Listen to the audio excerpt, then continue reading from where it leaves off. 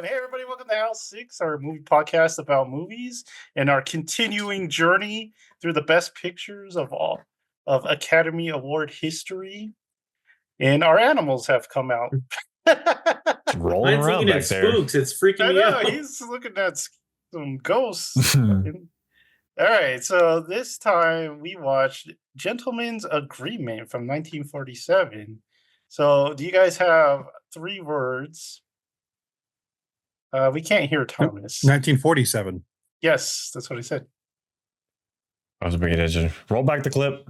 We're gonna have to check. I said 1947. 1937.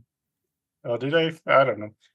It says 47 right here. Okay, Thomas, what's your 3 words or less? Hits really close.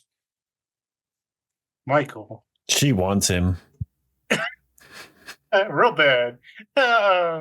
Jared? Which she is. Why am I talking about, though? I Oh, think I the know. blonde lady. Yeah. Gonna suck grandma. That's true. Days. He was all about beating up Back grandma in the at the days when beginning. you could joke about stalking Beating up grandma. Nana and laughing about over a beer. Mine is make your own breakfast. It's true. Did a good job. All right. I dude, first time. Just I don't appreciate the egg crack, though. The weird spatula, then that's He didn't know how to do it. he's man. so he was like extra. 6, Michael. It's so extra, though. like They dude. talk to him like he's 30 years old. I know. True. You're All a right, 401k so- yet, boy? Let's talk about the awards. So the 20th Academy Awards were held at the Shrine Auditorium in Los Angeles, May 20th, 1948, and hosted by Agnes Moorehead and Dick Powell. Dick Powell. Real mature, guys. Agnes, you might know as the mom from Bewitched. No, don't watch Bewitched. I've seen Bewitched, but I wouldn't recognize her. I don't know. I It's remember more a of mom I character. as Genie. I watched like one episode on TV Land back in the day. And my mom's like, "No, this is stupid." And I'm like, you let us watch everything else on TV Land." Yeah, it was like Addams Family and the Monsters. My mom would let me watch the Monsters, but not Addams Family, and I could watch I Dream as Genie, but not Not Bewitched. Bewitched. Yeah, that's the exact same with me. I was like, why? They're basically the same show. I know. Oh, but they put on Golden Girls in front of us, the raunchy as heck. It went over our heads. Okay, we It's didn't No, know. it didn't. No, We it didn't know what didn't. those old ladies were Jared's talking just- about. Jared was scandalized. All right, moving on. James Baskett became the first black man to receive an Academy Award when he was given an honorary award for his part in Song of the South. And he was also the first Disney actor to win. Ironic that Disney's kind of like erased him from history. Problematic on that end today. There's nothing wrong with that song. It's a good song. It's actually a really good song. Yeah, it's a fun song. Gentleman's Agreement came into the show with 8 nominations and would lead the night with 3 wins, the last time until 2005 when no film won more than 3 awards. The film's producer Zanuck was so bitter from the critical failure of his costly Woodrow Wilson biopic that he said when he won the award for Best Picture or accepted the award for Best Picture, this would make up for previous disappointments. Maybe not make your biopic about a terrible president. I was gonna say, Gentleman's Agreement beat out Miracle on 34th Street, The Bishop's Wife, Crossfire, which has some of the same themes, and Great Expectations. Tweety Pie broke the toll Tom and Jerry had Cutie on the cartoon short category. The first Warner Brothers animation short to win an Oscar. It was the first pairing of Tweety and Sylvester, who had previously appeared in solo cartoons, and they beat out the first appearance of Chip and Dale. Wow. Jared. How dare they? Who do you prefer, Sylvester, Tweety, or Tom and Jerry? Tom and Jerry. Tom and Jerry, yeah. Yeah. I mean, Tweety- I'm biased, but yeah, Tweety gets a little obnoxious. What does that mean? You're biased? My name's Thomas. Oh, I don't remember Man. the cat being called Thomas. Oh no! Oh, she does say Sylvester. Thomas. They call Sylvester Thomas in his first. Oh, there you go. Now you're What conflicted. now? Conflicted. Don't even know what to do now. People call me Jerry, and I don't approve. I don't. I'm Don't not. approve. But I do that all the time, Jared. The Starbucks person. Everyone. Anywhere I go to order. Just Jerry, sure. All right, the movie Gentleman's Agreement from 20th Century Fox and based on a best-selling novel from the same year, guys. They pumped that out Dang. real Damn. fast. It's kind of And impressive. directed by Elia Kazan, who would win this would be his first best director, and his second will be for a film we will watch in the near future. It stars a very young Gregory Peck, Dorothy McGuire, and John Garfield. Peck was a 6-time Oscar nominee, winning for the role that he is probably best known for, and we'll get to that later too. Dorothy McGuire is probably best known for playing the moms in Old Yeller and Swiss Family Robinson. I didn't recognize her. It's been so long since it was bugging me the whole time. I was like, I know this woman. Like, I know this woman, and I've been crying for some reason for this woman.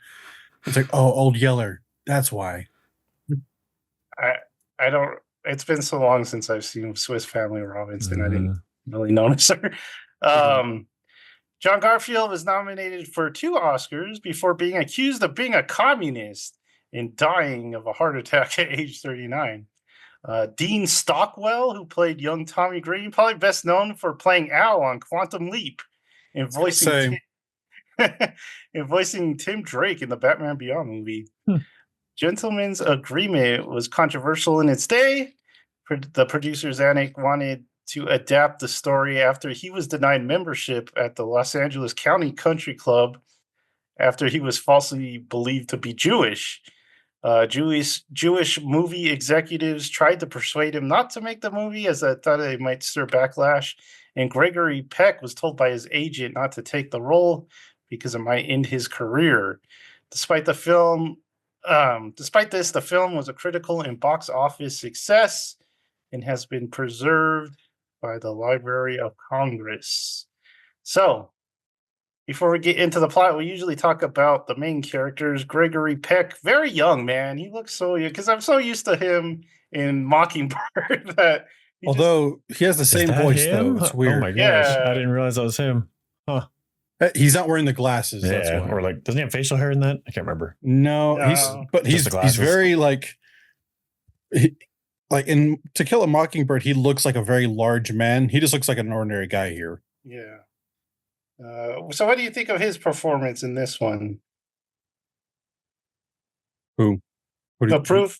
Who do you want to ask? Just a bunch of nods. Yes. I want his voice. I want his demeanor. I just want to be him. That is a man right there. A man that all the women flock to, and I wish to be him. I'm not going to lie. I kind of want to be Gregory Peck as well. He did a great job, though, playing the... It was a very subtle performance for like an older movie, for sure. Like, he's not like bombastic or explodey or throwing his arms around like that. But he's like they would have that conversation with him and what's her face, and she'd be like, "Oh, I could your face changed. I could read by your face what you did."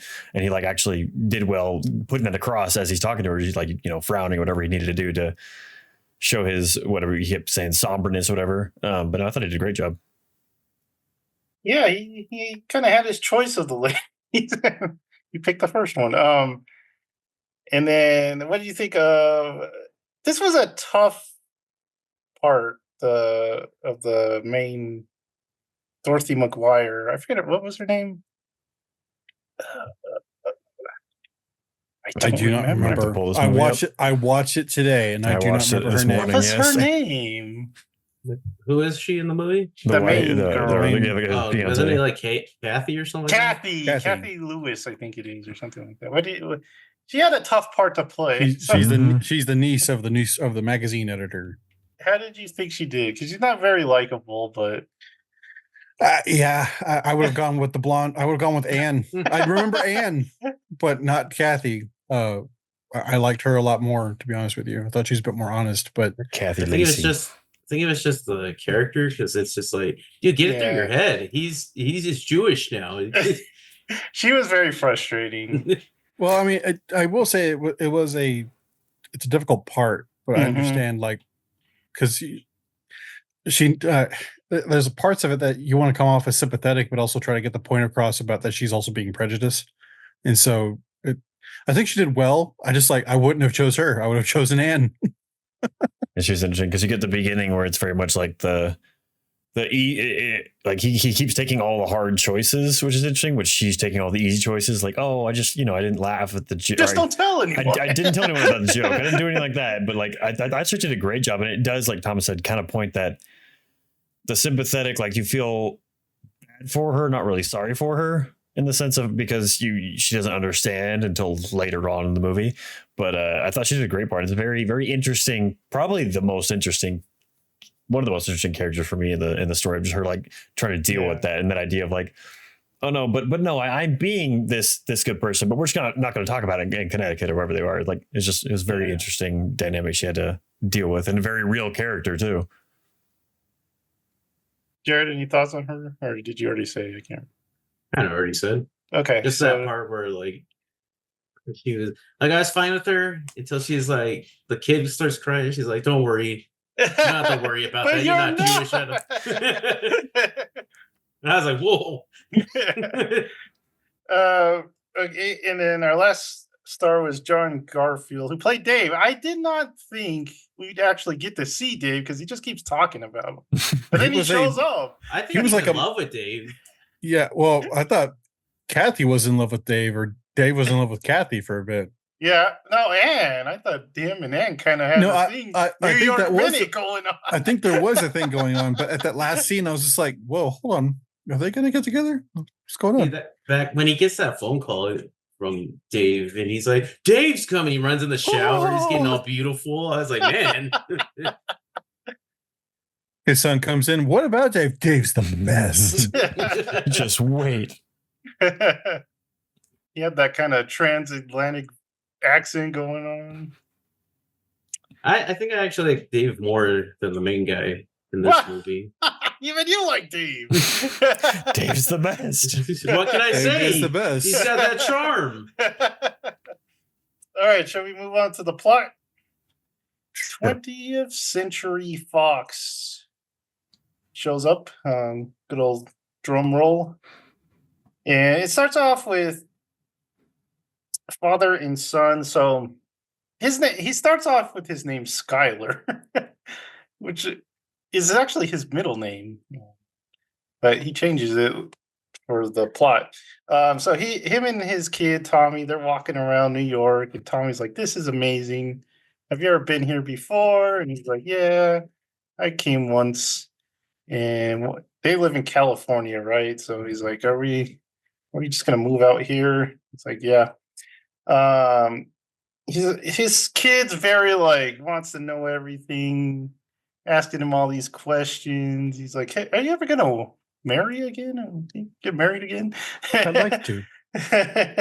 and he's like, "Do you want me to?" That's the part where it's like he's talking to him like a 30-year-old. Like, "Hey, Pop, you getting married again?" And I was just, you're getting older, so I need to take care of you, man. Yeah, I'm not going to driving grandma nuts. You're driving grandma nuts. I'm gonna have to sock grandma. He's like, "Do you want me to get married?" And he's like, "I like it how it is." So okay. Yeah, grandma's over at Saks, so they have to go over there do some shopping. They're actually gonna buy grandma from New York, or does she come with them? I never pieced that together. I thought because it's weird. I thought she was just there and they went and moved in with her. That's what I thought. Yeah. I wasn't sure. Because then they say like she got tired unpacking boxes, or was it their boxes she was unpacking for them? I assumed. I don't know. Maybe. She's at Saks. They walk by the big statue of Atlas, where that's like a 30 Rock or something, isn't it? Yep. So they see that and they're like, "That's the biggest Christmas tree." Oh no, that's a different movie. That's the slug grandma part. So they meet grandma, and she's gonna buy the kid some shoes, and he's like, "How much do I need for shoes in New York? You better give me $10, man. I gotta go to the Nike store." So he's like, "I gotta go meet my new boss, and I'll see you guys later." So he does that. He works at a newspaper, right? So he goes up to see the new boss, and the boss is like, "Get settled in, because I'm gonna talk for 2 hours, Maybe 3." But he's got a good gig because they bought him a house, and we got him this nice living arrangement. So they talk for hours, and then they're like, "Hey, you want to go to this little gathering I have?"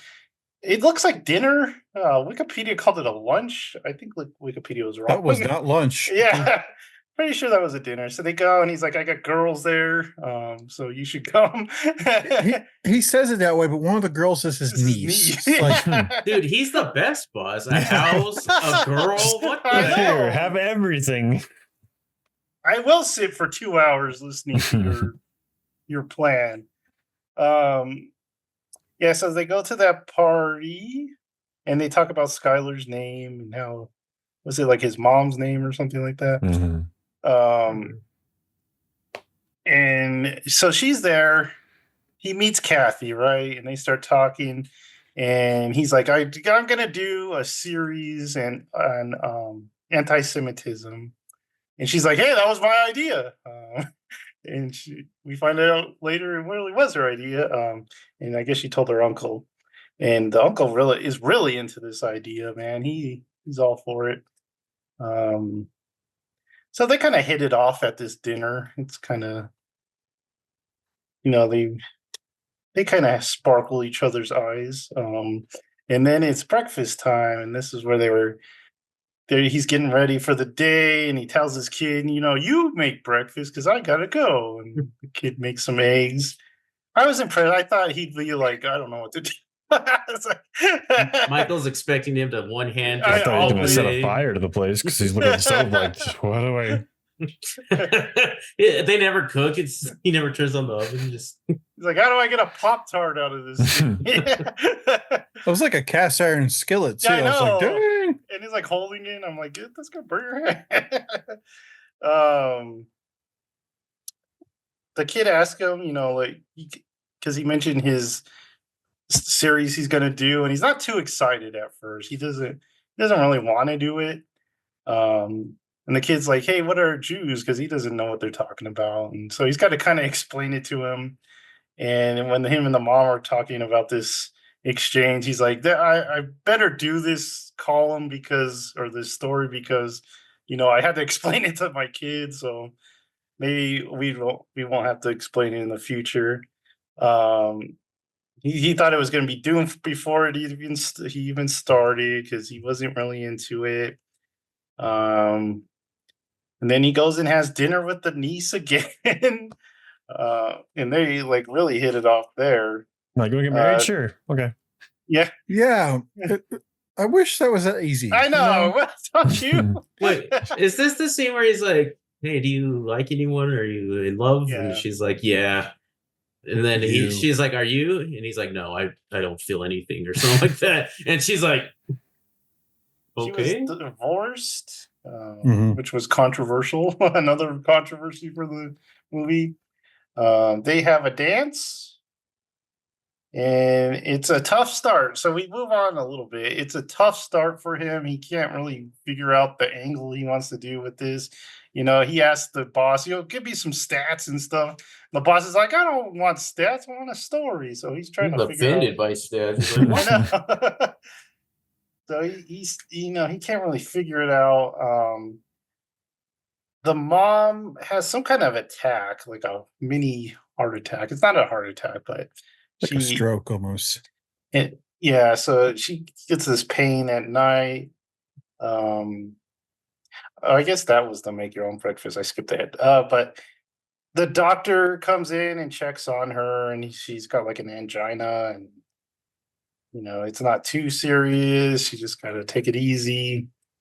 And then he finally gets the idea. He's like, because they start talking about Dave and how Dave was great and Dave's Jewish, and he's like, "I'll be Jewish. I can change my name. I got dark hair, and no one's gonna notice. I'll go by Philip again, Green." Was his name already Green? Yeah. Yeah. Okay, I was like, he just switched the first name. And he wrote like Greenberg on the mailbox tag, whatever it was. Oh, okay. Well, because they kept calling him Green. I'm like, Green is a Jewish name. I mean, yeah. He had it pretty easy to switch over.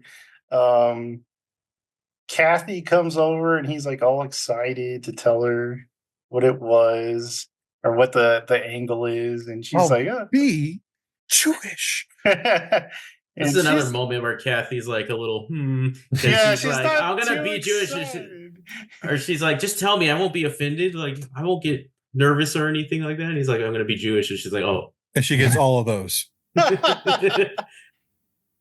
So they're gonna start right away with this on staff lunch. He's going in there, and he's gonna be Jewish, and because they're talking about. Sorry. Why that tickled me. I'm going to go in there and I'm going to be Jewish. It's like, hi guys, I'm Philip and I'm Jewish. Hi Philip. One of the staff's not like AA.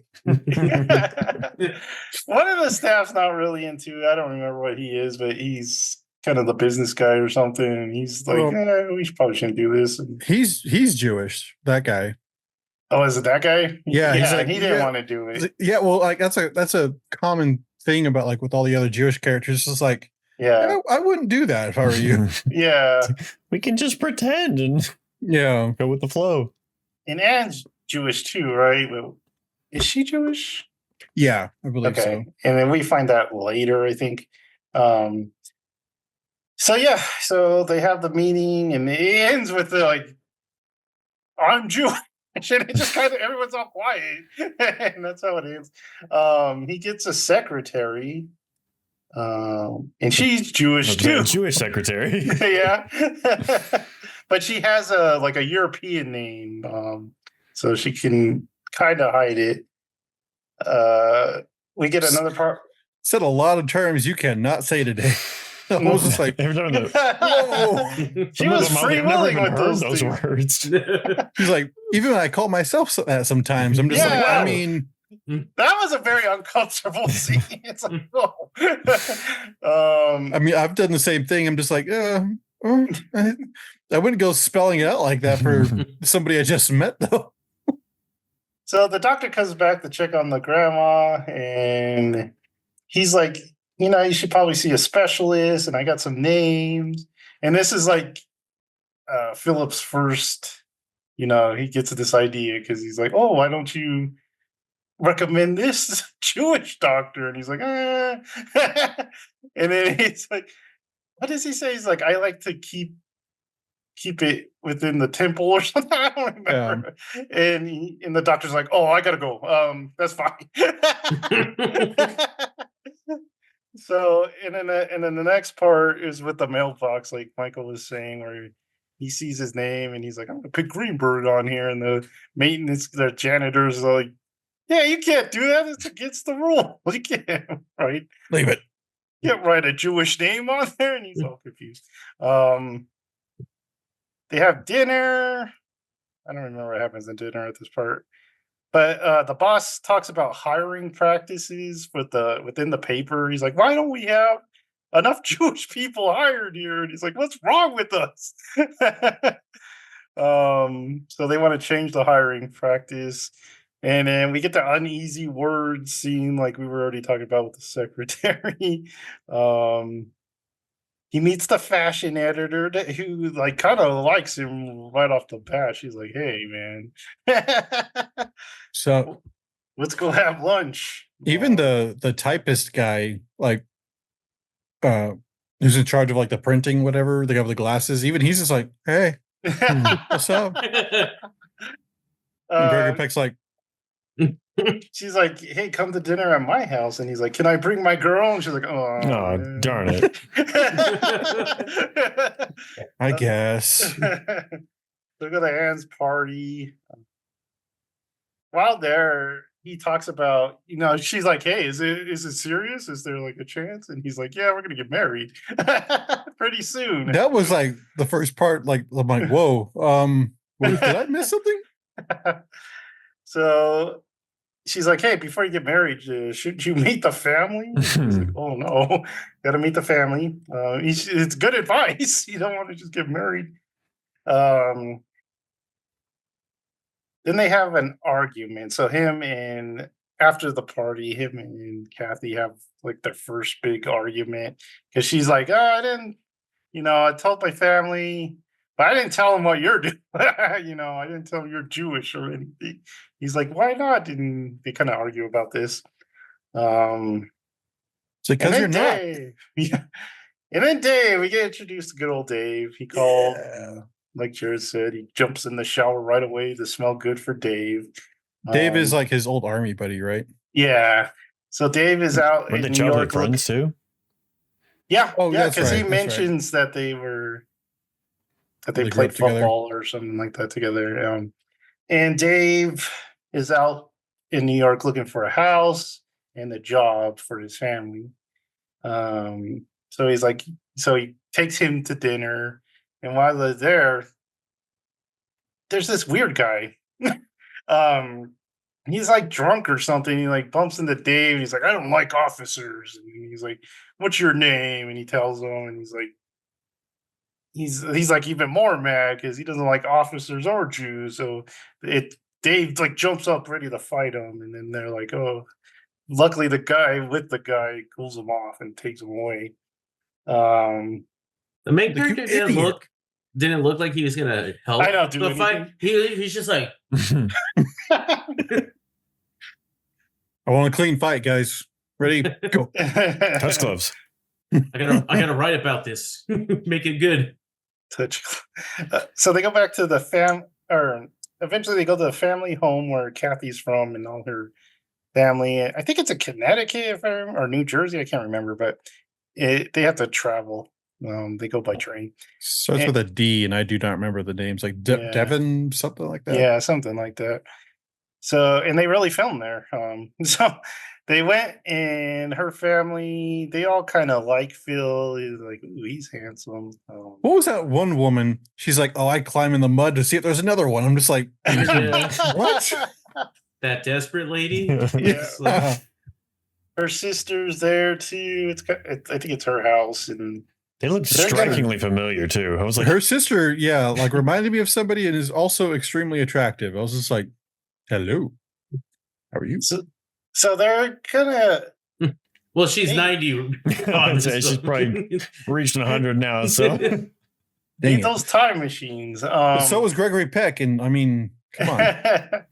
So they have like a house, a villa, or a cabin, or something that they're gonna move into.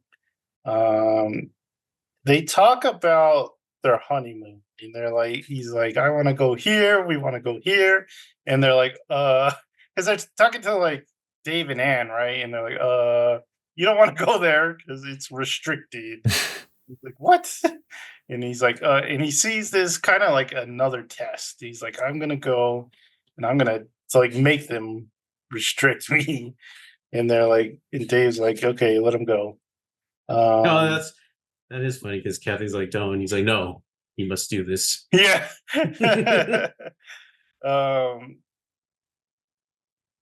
You must learn. They get a call, right? And the grandma has had like a stroke, they say. So he runs out there, and then Also, like, what was with so they're away in New York, from New York, right? yeah. Yeah, he's like, "I'll be there in 5 minutes." I was just No, like, I think they came back. yeah, when because he's they came talking back. Because he goes and talks to that dude that rejects him at the hotel where he said he's going to go. Then I think he comes back and they're at a meeting somewhere or something. Oh, okay. And then that happens and the call happens and he gets home. Yeah. I was just like, how? Yeah, they did jump places fast in that Yeah, portion of the movie. So, yeah, like Michael said, he goes to the Flume Inn and he's like, I'm checking in. And they're like, "Okay." And he's like, "By the way, I hear this is restricted." And he was like, I wouldn't say restricted. Are you asking because or in case? Yeah. He goes, gets the manager, and he's like, "I asked a simple question." The manager finally is like, "Well, you better go find. We don't even have room at the inn. You better go find That sneaky bellhop dude just takes his bag, puts it outside. I was like, what? Yeah. Yeah, so he gets kicked out of the hotel. And then he's kind of, what do you call it? He's Shaken. yeah, by this whole event, and he's talking to Kathy, and she's just like, "Oh, maybe it's time to like stop." Well, because this is the time where his son comes home and he got like, what do you call it? Bullied because our kids thought he was Jewish.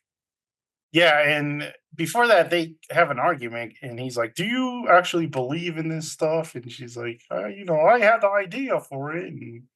And so they fight about that. Tommy got bullied, so he comes in, cries, tells him what happened. And that's the part where Jared was talking about where Kathy's like, "Oh, you're not Jewish. It's okay."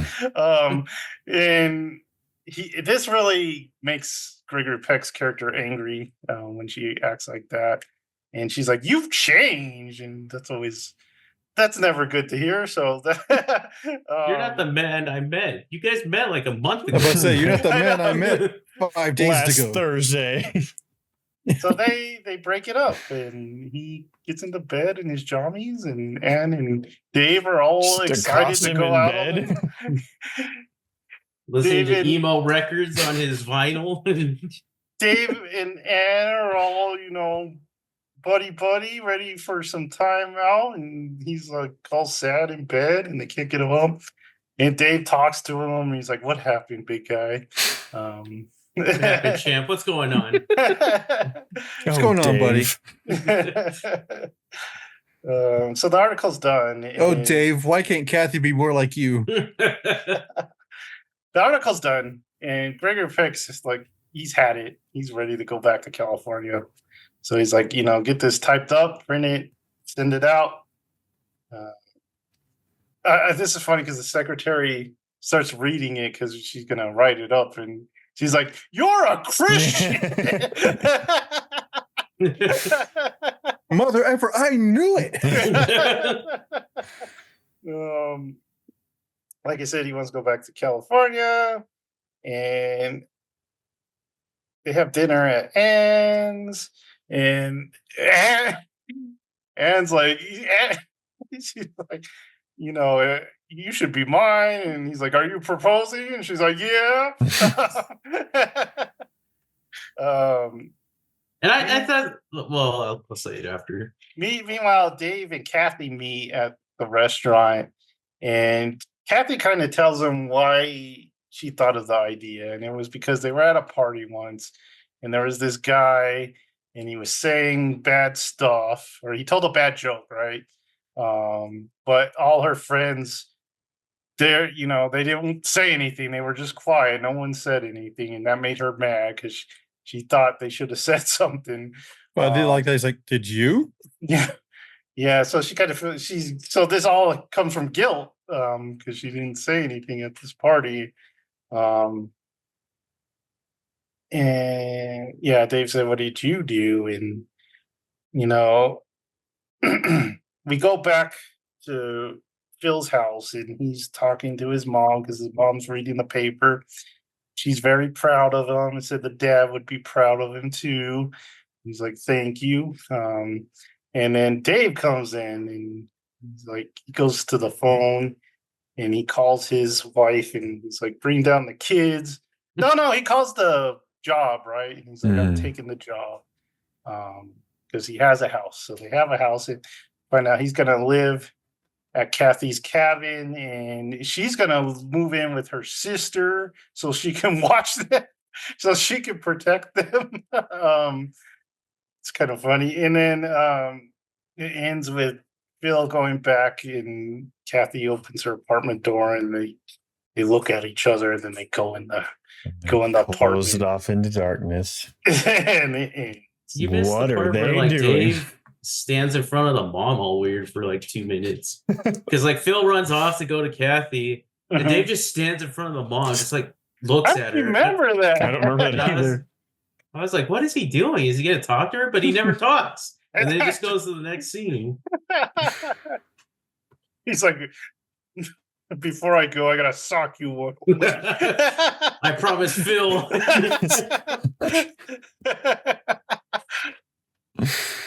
So that was the movie. And what did you guys think of the movie? Who wants to go first? Oh, real fast, I was gonna say, I thought him and Anne had a moment. And They did. It was too late for Kathy. And when he was running to her, he's just gonna be like, oh, I'm with Anne now. I'm with Anne. I had a moment. We got married. I'm engaged. Man, you do this so fast. Though, to be fair, if you looked like Gregory Peck, how easy would it be for you to get engaged? Dang it. Have that I voice. mean, You really. just say hi, and it's like, boom, you're in. Well, there you go. What do you mean? We're already married. Suave, sexy man. I hate him. You love him. I do. When you're attracting the printing guy in the printing department, you're doing well. When your wife's entire family is swooning over you the first time they meet you. It's like, Someone tell Elon Musk that we need a pill to take and it turns us into Gregory Peck. You know how much I would pay for that? Like, all right. Who wants to go first? Who wants to say their piece? No one wants to go first. well, oh, can you guys hear me? yeah. We didn't. Sorry, you guys bugged out. My bad. I don't think we bugged out.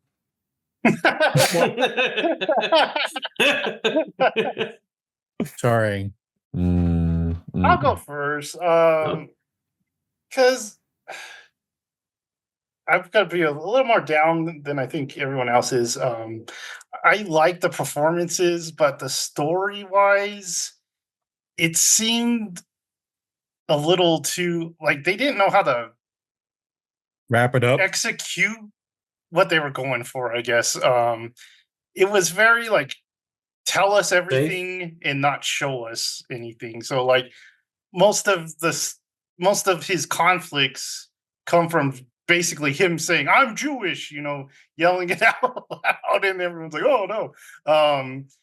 I don't think they really did the discrimination that well. I mean, I know it's hard to do in a movie like this.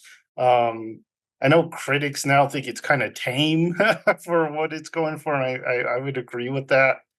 I think the conflict between him and Kathy actually comes across better because it just kind of shows you how prejudice can kind of fester inside well-intentioned people, and that I thought that worked a lot better with showing how Kathy, she was this like liberal progressive, and she thought she could change the world, but she really wasn't into it. She didn't want to sacrifice anything for it. I'm wondering if this movie coined the phrase "some of my best friends are blankety blank," because like they use that like several times. I'm just like, was this not a thing before then? Because, but anyways. Yeah, I mean, I think that worked a lot better than his actual, article writing or whatever it was. So yeah, I like the performances, but the story I thought could have been executed a little better. But that was just my take. So what do you guys think? Who wants to go? No one, man. does I'm wanna supposed to go? talk about I'll this go movie. next. Okay. Well, I kind of want to go last, but that's Okay, just you fine. can go last. I got a lot to say on this one. Come on. I kind of feel the same way as Joseph did. If I saw this back then, I'd probably like it a lot more, but it kind of seemed just like a tough Disney Channel episode. Kind of just like, oh, he got a called very right. special, A very special episode. Yeah, it just seems safe. I mean, like, there's a lot of like movies I like about prejudice, of like Remember the Titans or something like that, or the sports movies. Like they're always like brutal, and like I always like those. But this one, it just, I guess, was like, it was too early, and it just didn't hit as hard, and I didn't really get anything from it. But yeah, It kind of took a while to get going too. Didn't shy away from the language though, that's for sure. I was just like, whoa, they're still going. All right, Michael. All right. I was actually pretty high on this movie. I didn't know anything about it. You were high? Yeah, super high at work, pushing buttons. It's that 70s show. That's it. Just I'm spinning the camera. That's what he does pans at to work Michael. now. It's just like him and his boss and the machines, and it just smoke everywhere. Got nothing but smoke. But no, I thought it was really, really interesting because, like, yeah, they didn't go hardcore with the discrimination, like being beaten up or anything like that. But I felt like the subtlety was pretty intense as it was because everyone's pretending like they aren't prejudiced, whereas like normally, like you see the sports movies and they're not pretending; they're just utterly blatantly prejudiced in your face, whereas this is like it's almost like that the curse of being ignored, almost in a sense of like, oh, we don't, they're like trying to pretend like they're not doing anything wrong, like, oh no, we just don't, I can give you a reservation at this place, I'll call this for you, we'll do this for you, but you just can't stay here. It was almost a little more conniving in my opinion, that I was like, it's like, oh, this is nasty, like how he's being treated. Almost more modern, I guess you could say. True. Very manipulative and very much like even like she was talking about the secretary when she said she started changing her name and setting the same application and getting the job because it didn't have the Jewish name in it. It's like, that's like, there's those little things that like background, like deep in your soul, prejudice, evil, like stuff like that. Like, man, I found it actually pretty messed up for this movie. And I really like the scenes. Well, one, the scene where he does go and try and get the reservation there and that manager comes out and speaks to him and he's like, he gets really flared up and angry. And then I like the scene a lot whenever Dave says, you can stop now because it's gone to your family, so you get it now. And I thought that was a really powerful scene where he's like, he's really hurting because his kid's hurting, but he's also mad at Kathy because he's like, you basically just told him that it's okay because he isn't what everyone says is bad, but it's not bad. Like, it was a very twisty, turny, complicated thing. Also from her eyes, I actually really appreciated her character the more I think about it, because it's like that's so typical of what most people probably would be like Jordan Peterson always says. He's like, if you lived in Nazi Germany and expect yourself not to be a Nazi, you're deluding yourself. Like, it was a very rare person that was hiding people, really fighting back, not pretending and getting along with the thing. Like, and I feel like that's the same thing with what she was doing. This character was very much like talk all the talk, but zero action because she was too scared. Like, I like that kind of dichotomy between him and her, where he's like, he has this purpose that grows in him where he's like, no, I'm doing this, and like it's very serious, but she's like, yeah, dude, I had the good idea, and then but I don't when change gets there, she gets scared. It's like, oh no, but with my family, we're not gonna do it with the family, of course, like this just stays here, this is this moment's thing, where this real life's over here, but we'll just play this pretend of it. I thought it was a really, really interesting just kind of build up with all the characters going around. And then at the very end, whenever they do read the title for the first time, I thought that was actually pretty powerful. Whenever Anne reads it, and she's like I felt like she performed that really well, where it was almost choked up, but she has like strong character type, so she's not really going to burst out bawling, but it's just kind of like, oh, like I see, like all the pieces get put together in these people's heads. I felt very satisfying ending to the movie, and then having, Kathy give the house away. I was like, the house has to go to him sometime, right? And then finally he got at the end. So, but I really, really appreciate this movie. I felt like a different take, a little different, but I thought it was heavier than I expected for sure. And great job on that main character's part, like going through all the steps and everything. I don't know. I thought it was really good. So yeah, like I'm not down on this movie. I gave it 3 stars on Letterboxd. But I think the parts where it's subtle is better. Like with Kathy and Philip's scenes are probably some of the better ones, where they're talking about like how they perceive like what's going on. And she's like, well, I mean, you can just put this away afterwards, but she's missing the point. Like, people can't put this away. Like, this is a whole part of it.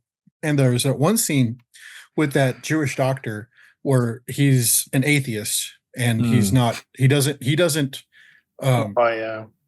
recognizes himself as Jewish, but that doesn't matter. That does not matter, is because anybody else who sees him is a Jew, and they see him as a Jew. And he says, well, if I do that, then that defeats the purpose. There's no point in it. So I have to relegate myself to being Jewish. And So when this is going on too, I found it very fascinating because this is 1947. A big thing was happening in the Middle East at this point, because he's talking about the mandate of Palestine and about the National Zionist movement. I'm just like, whoa, this is right before Israel was founded, and that's what he was talking about, was a safe place for Jews. But that was the whole point. Was like, well, people don't see, or I don't see myself as religiously Jewish, but everybody else does. And there's this joke that my mom tells me and my brothers, because me and my brothers have different political opinions. But she goes like, well, there's a joke is that an anti-Zionist Jew and a Zionist Jew walk into a bar. Do you know what the bartender says? No Jews. So it's just one of those things where it doesn't matter if you see yourself as this or that, you're going to be labeled as a Jew. And what I liked about this story is that it brought up the Jewish identity not as just a religious or an ethnocentric identity. People don't really know what Judaism is, and so people like look at you and go like, "Oh, you don't look Jewish." Just like, well, what do you mean by that? Like, Jews look like so many different things. There are Black Jews, there are Korean Jews, there are Hispanic Jews. There's a whole language in Spanish called Ladino that's Hebrew based. Same with like Ethiopian Jews. And so like when people say, well, you don't look Jewish, it's like that doesn't mean anything. Like, I don't know what you're talking about. It's like you are, you aren't. That's the whole point. And so the fact that he's able to kind of pretend that he's Jewish, and then but the moment that he does, people have a sense of like of uh, not just like behavioral toward him, but just like they have an expectation of how he's like gonna be. And so is it very, but that's the thing, is that they wouldn't have that if he didn't say something, because he's deliberately telling people that he's Jewish. And so it's a very interesting like concept. The only thing is I don't think it was completely like executed all that well, because he comes home, he's like, oh, another day of being Jewish. I'm just like, we didn't see you do anything. Yeah. So, it's just like he comes home just like looking all tired. I'm just like, did wearing the Mugen like David all day just like give you like fatigue or what?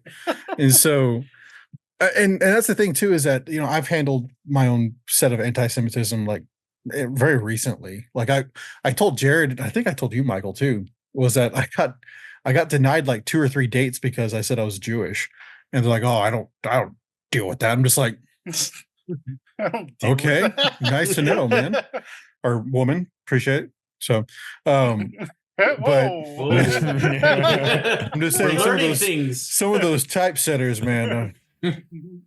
But my mom had to deal with anti-Semitism when she was in Europe like last year, like that, because she wears her Mugen David all the time, and she had to deal with it.